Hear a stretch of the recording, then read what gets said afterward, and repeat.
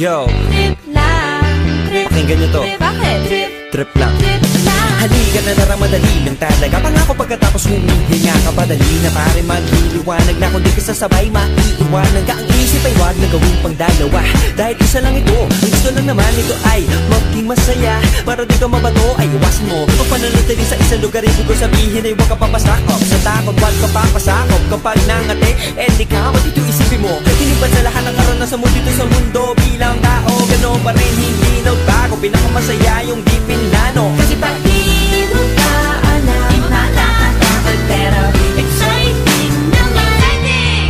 Yeah! Sumabay lang sibat na ng bahala. Oras na subukan ang di pa nagagawa.